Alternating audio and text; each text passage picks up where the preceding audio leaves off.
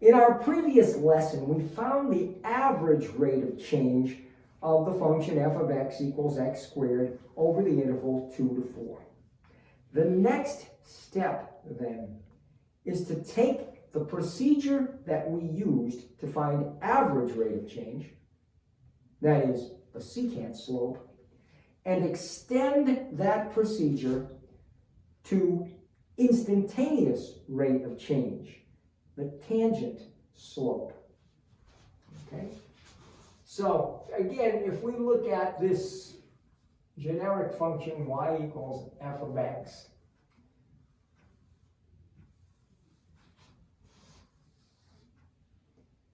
again, we could draw our secant line here, and what we saw before was how to find the slope of that secant line. But we also now have to think about the tangent line, a line that intersects that curve in only one point. Secant slope, tangent slope are not the same, obviously. So how do we go from one to the other? Well, again, in that last lesson, we took f of x equals x squared, and we looked at the interval 2 to 4, and we noted that the letter h is used for the change in x, so h in this case equaled 2. But where you have only one point, where there is no second x value, your h is 0, right, in a tangent line. There's no change in x. But we can't divide by 0. We can't say simply change in y over change in x and divide by 0. So what do we do in that case? The trick, if you want to call it that, is to do what we did when we first evaluated limits. You may remember our first limit was the limit as x approaches 1 of x squared minus 1 over x minus 1. And plugging in 1 gave us 0 over 0, that indeterminate form. Well, we were able to circumvent that by factoring and canceling and eliminating the 0 denominator. Well, what we're going to do here is much the same thing. We're going to treat the problem of the tangent line slope, the instantaneous rate of change, as a secant slope problem. But we don't have numbers per se. We don't have a number for x sub 2. But again, remember, in the interval 2 to 4, h equaled 2. Because it was 4 minus 2. So 4 equals 2 plus h. And in fact, in any interval, whatever number you pick here, the second number, since this minus this is h, the second number is the first number plus h. So that's what we're going to do here. We're going to look at this as an interval. The first number, x sub 1, the second number, x sub 1 plus h. And we're going to do the math with those symbols. Okay? So here we go. Our problem now is not to find the slope of the secant line, but to find the slope of the tangent line to the graph f of x equals x squared at the point 2, 4. That is at x equals 2.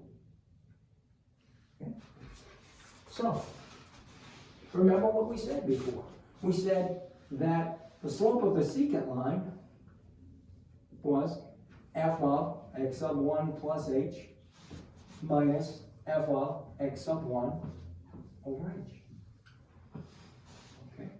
So here, this is our f. Our x sub 1, okay, we're looking to find the slope of the tangent line at the point 2, 4. So our x sub 1 is 2. in this case. Our x sub 1 is going to be 2. That's a point 24. This is the interval, 2 plus h. The change in x is h. Okay, so what we have here is the slope we're looking for, and this really is still the slope of a secant line. All right, we have to go through the slope of a secant line to get to the slope of the tangent line. And that's f of 2 plus h, which is 2 plus h squared minus f of 2. We already know that to be 4. That's 2 squared. And that's over h. So now we go forward. Square the binomial, 4 plus 4h plus h squared minus 4 over h.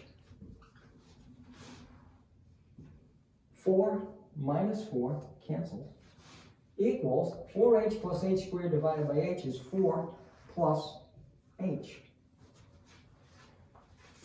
The slope of any secant line on that curve from this point is that.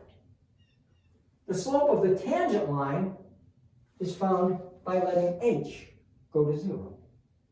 What we can say here is, since that is a slope from there, as h approaches 0, the slope approaches 4. That limiting value of the slope as h gets smaller and smaller and smaller, approaching 0, is 4. We say here, well, in the language of limits, the limit as h approaches 0 of, well, I'll just write it this way now. 4 plus h, obviously, is 4. What is 4 plus h? It's the slope of the secant line. And so really, what we're saying here is that the slope of the tangent line is the limit of the slope of the secant line as the change in x as h approaches 0. Let's try another.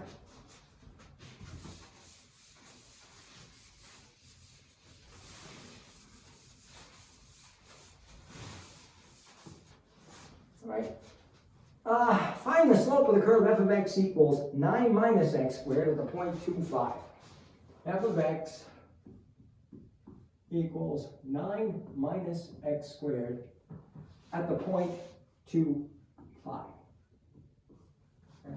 When x equals 2, 9 minus 4 is 5. Okay. And so we're going to do exactly what we did before. We're going to be considering the interval to be x sub 1 is 2, x sub 2 is 2 plus h. So what we have here is the slope of the secant line is 9 minus 2 plus h squared minus, well, f of 2 we already know to be 5 over h. So let's get this. 9 minus 4 plus 4h plus h squared minus 5 over h. 9 minus 4 is 5, minus 5 gone. Minus 4h minus h. So what we have here is negative 4 minus h. Again, we are dividing negative 4h minus h squared by h. Negative 4 minus h. As h approaches 0,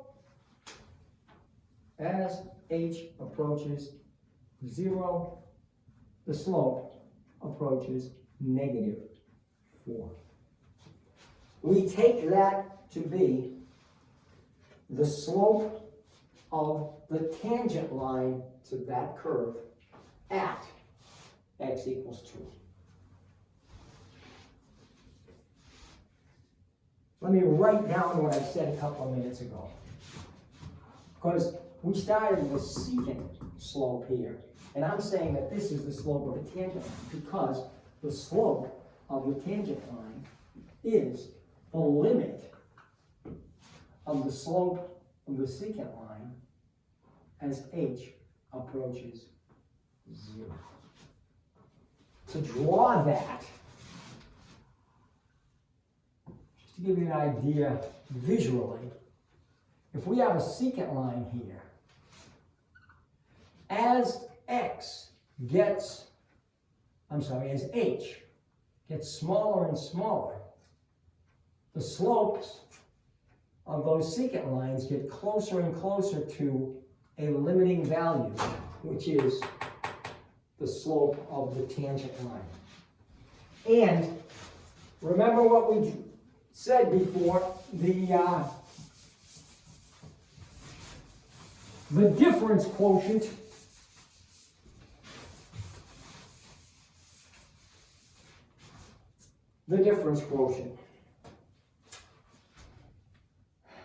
Let's get this right. How do I want to write this? F of x sub 1 plus h minus f of x sub 1 over h. That's the difference quotient.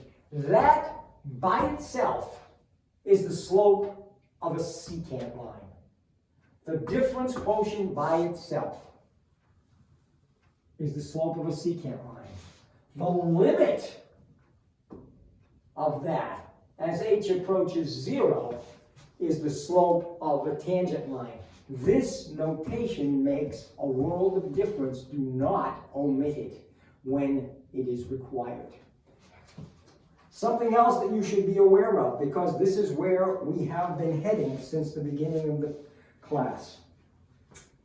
This limit, this slope of the tangent line, can also be interpreted as the slope of the curve itself.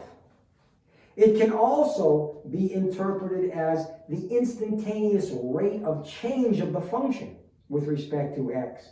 And finally, here is where we want to wind up. This is also the value of the derivative at x sub 1. All right? And we call that f prime of x sub 1.